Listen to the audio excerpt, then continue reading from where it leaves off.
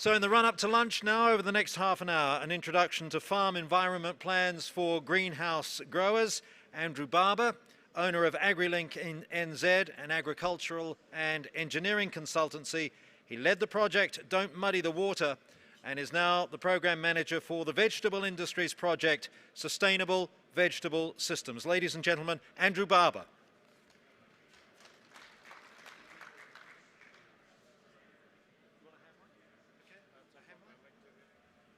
Got a hand mic? Andrew wants to use a hand mic. Happier using it. I can run faster. No, I understand. Some people like it, some people don't. Great. Thanks, Scott. Thank you.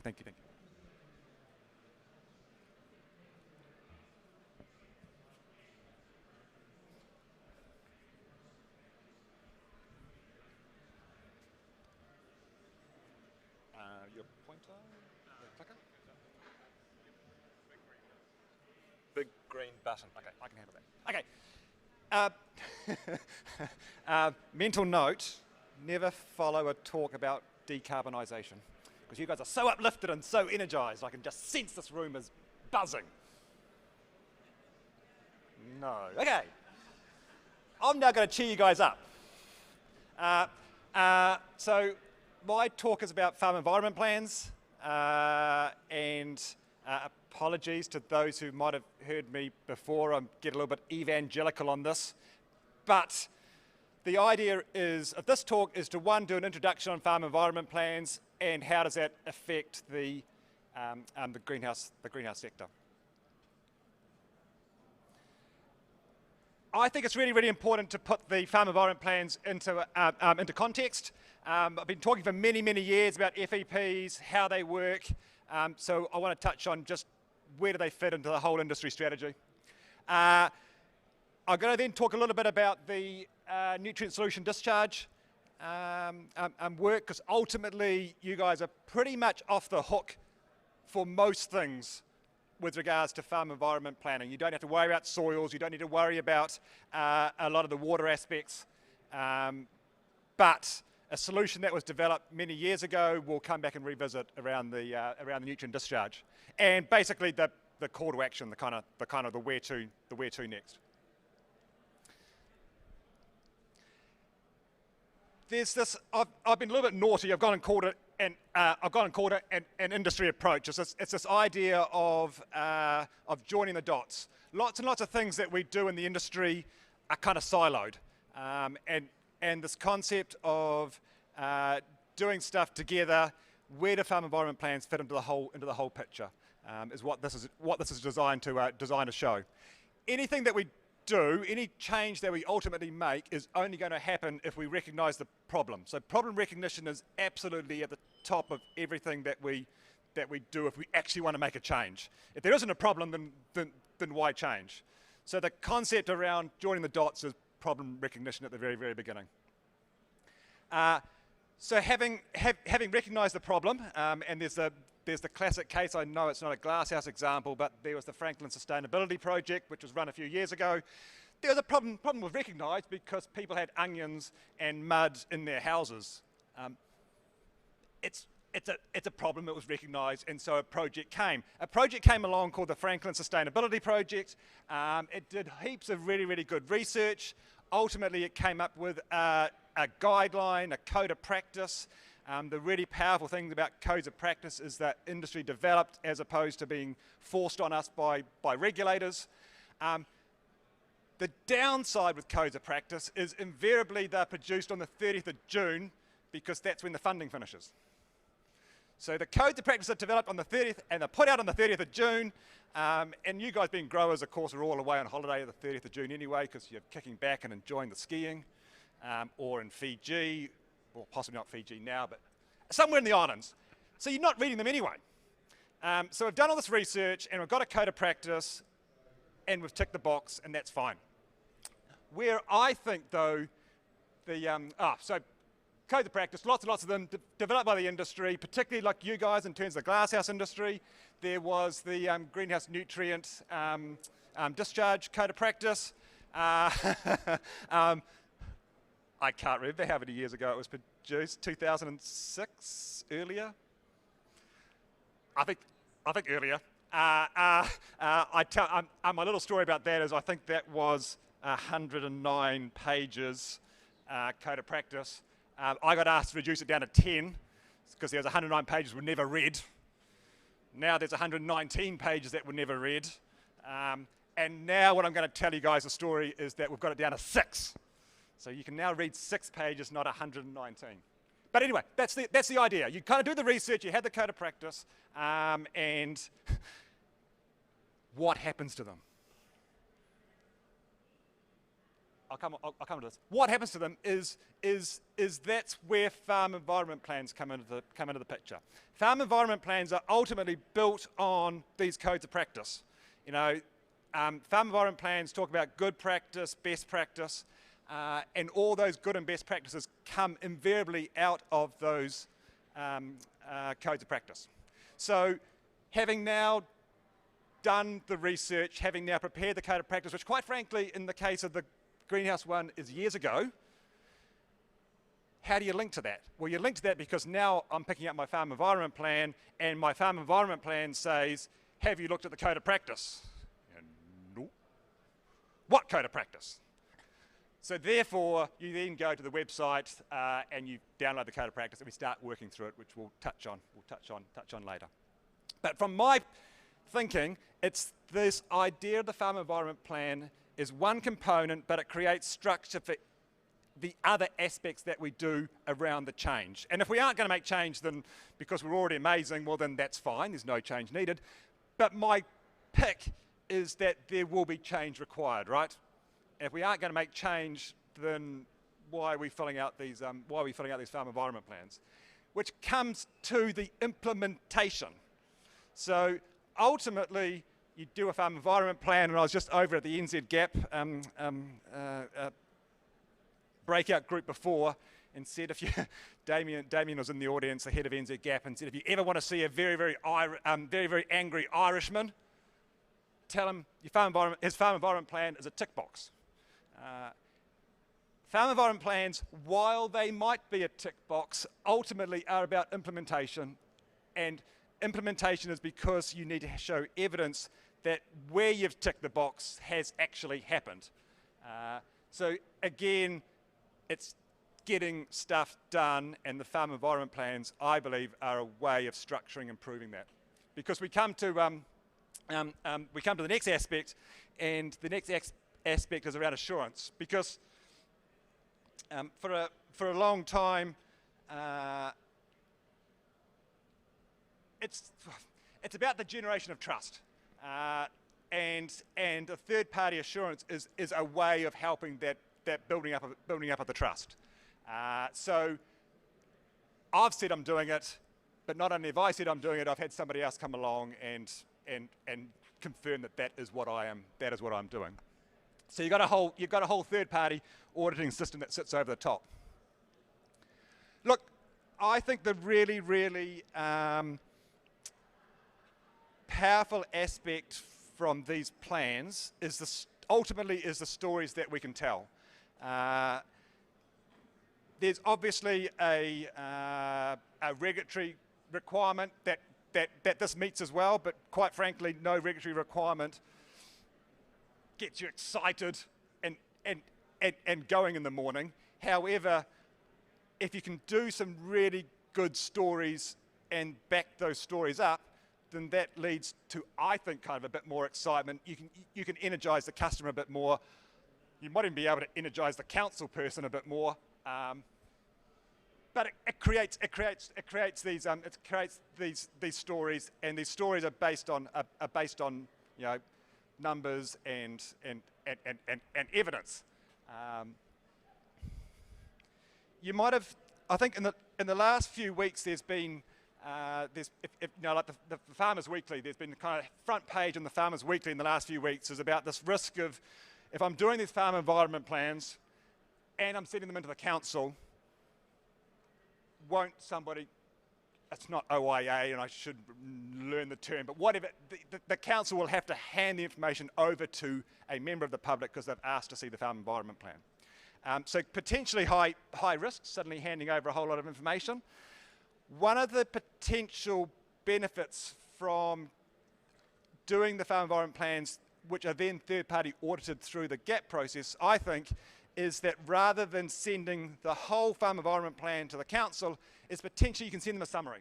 You know, you can give them assurance that this is what's happened, there's been a third party, tick, and ultimately the council is about trying to create change as well, right? In their own special, unique way, they're trying to achieve change as well. And so potentially what you can hand over to the council is not your entire farm environment plan, but quite frankly the actions that you're going to do and the fact that it's been third party checked. We kind of went through this process a little bit in Gisborne. It was an extremely painful process, but they had a deadline, the growers down there had a deadline of the 1st of July to have their farm environment plans completed. We kind of got there, very, very painfully, but we got there. The pain, though, was mainly caused by the fact that there wasn't this level of trust. And I think level of trust is only built up over time, but the idea is ultimately, if you have trust in the system, then you can provide to the council a summary or what you're going to do as opposed to the entire plan. That's the regulatory side and kind of meeting some compliance. I touched on before this whole idea about telling industry stories, and I get involved in some of the council hearings, and the really powerful aspect is when a grower can tell a story. The advantage of doing a whole lot of work that I do in sort of agricultural engineering consultancy is that I get to work across lots and lots of different industries, and I've done quite a bit of work for the New Zealand merino industry. And 15, 20 years ago, they had these pictures of like really, really rugged sheep standing in the Southern Alps, and that's why I bought my icebreaker. Things have moved on. You know, it's not just enough to have the rugged sheep. You've got to have the stories to back up what you're saying. So, for example, they've done lots and lots of work around carbon footprinting because that's their big issue. But just saying they're doing the carbon footprinting isn't enough. They've then collected a lot of the data to back up that story. And I think ultimately, as an industry, that's where we can go as well. We don't have to collect the data again because it's already collected through the farm environment plan, but it's actually using that data to tell powerful stories that are more than just anecdotal. These are numbers that we can present to council. You know, X number of growers have engaged in the process. X number of growers in this particular catchment, because we're worried about this catchment, have engaged, and we know that they're doing X, Y, and Z practices. Where to from here? Look, one of my things that I bang on a lot about is the need to make farm environment plans grower-led. Like, they need to absolutely be grower-led because, like I've mentioned before, it's about making a change, right? So if it's not a grower-led, then somebody coming along and telling you that you need to do something isn't going to ultimately result in a change, right? You're going to be upset and disgruntled. Identifying the issues and then coming up with the solutions is a way of getting that change. And I don't think having a farm environment plan handed over to you is the way of doing that. I think being intimately involved in developing that is the way to actually make things change and get buy-in. I've talked there about being proactive rather than reactive. Certainly the reactive aspect was what happened in Gisborne, where we had a deadline of the 1st of July to have all farm environment plans completed for vegetable growers. There was lots and lots of crying, lots and lots of pain, almost all on my part. But we kind of got there very, very painfully. However, we got there.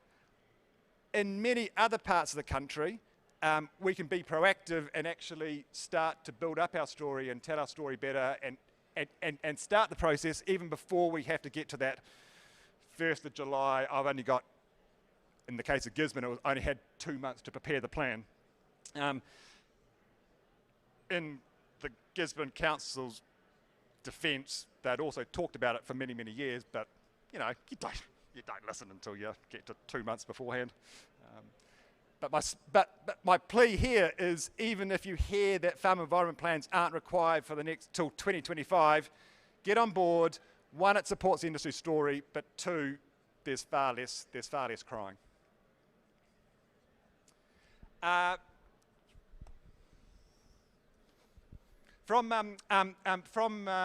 terms of where do we go next? So the environmental management system or farm plans, the first thing potentially to do is to go to the NZGAP website. The NZGAP website's got the environmental management system add-on, and the first thing is to register. Look, ultimately, a farm environment plan needs to meet a certain number of requirements, and it could be done many different ways. One of the easier ways that I think of doing it is through the NZGAP system and through the CMS. So in terms of steps, I know that probably some of you are already on your phones, already going to the website and registering. But if you haven't already gone to the website and registered, then that's the first step. And then the next step is potentially the most painful, because you then need to do a farm map. And ultimately, the farm environment plans are all based around a farm map. Get over that part of the pain, and then the stuff is reasonably easy after that. Yeah, we've got a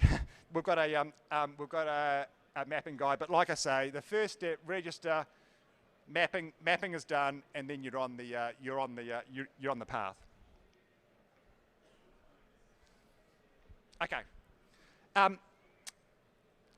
We did a talk about this last week or the week before for glasshouse growers in Pukekohe, and look, ultimately the farm environment plans for greenhouse operations comes down to pretty much nutrient discharge. You know, you're off the hook for soil. Pretty much you're off the hook for water. So while water is used in your operation as an environmental problem, it's kind of contained within your glass house. The issue though is the bit of the water that comes out. No, you guys have heard enough about greenhouse gases. Okay. Greenhouse gases, right now, greenhouse gases aren't covered by the farm environment plan. Greenhouse gases is coming. I think part of the reason is it's called an add-on because you've got to keep adding stuff on. As of today, greenhouse gases aren't part of your farm environment plan. You're going to get beaten up about them anyway, but I'm not going to be doing the beating. So, setting aside the greenhouse gases, your issue is potentially nutrient discharge. This was obviously identified quite a few years ago, and I think we were talking about the plan we said before, 2008, was developed. Look, we've now reduced it down to 6 pages, and part of that is this flow diagram to work through. And look, what I'd like to do is take a few minutes just to step through that flow diagram. The 6 pages is on the NZGAP website and Tomatoes NZ. Okay. Look, when it comes to nutrient discharge, like I say, that's kind of, if we can work our way through this, we achieve most of the requirements in the farm environment plan. The farm environment plan itself actually refers to this particular code of practice. So we work through that, we achieve most of the other requirements. Look, when I did this talk a few weeks ago, we pretty much quickly rattled through a lot of the stuff, and kind of on reflection at the end, I thought, let's make it more of a step-by-step. So kind of bear with me. I just want to kind of step through this flow diagram with some examples. Like I said, the main thing around how do we deal with that discharge water is, first of all, knowing what water we're discharging. So you need to have a way of calculating the volume of annual discharge. Whether that be a run-to-waste system where where you're working out the amount of water used by the plant, either it's metered or calculated based on radiation and things like that, then there's some way of knowing how much water is going into your greenhouse. Invariably in a run-to-waste system is then you've got a percentage discharge, and you can just apply that to how much has gone in. Alternatively, and you'll see when we get into the numbers, of course, a recirculating system has many, many advantages, one of which is they reduce some of these numbers that are coming out the tailpipe. So the discharge for recirculating is invariably it's metered, or there's some sort of way of estimating daily and monthly figures. So as a worked example, a 1 hectare, 10,000 square metre greenhouse on a run-to-waste or a recirculating system. I don't know. I just said there's no crop in July and August, pretty much. And so plant water use is metered in this particular example, and it was metered at 13,000 or so cubic metres per year. They were running a run-to-waste at 30%. Therefore, the discharge is that 13,000 times our 30% comes up with 4,000 cubic metres of nutrient discharge per year.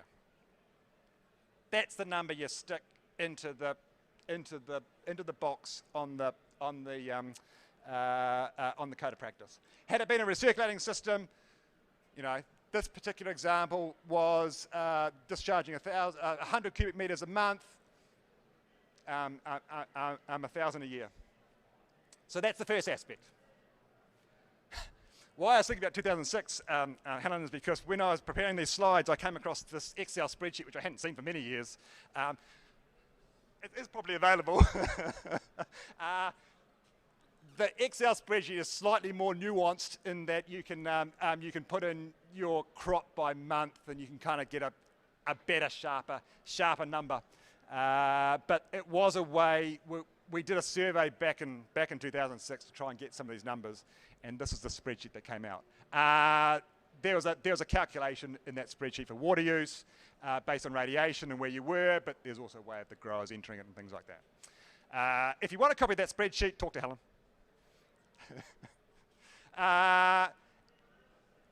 Because I made the slides up, miraculously the numbers come out quite similar to the worked example. The run-to-waste system was about 3,500 cubic metres of discharge, and the recirculating system was about 950. That's the first aspect. So in our flow diagram, we need to understand the quantity of water discharged, but then also we need to understand how much nitrogen is in that discharged water.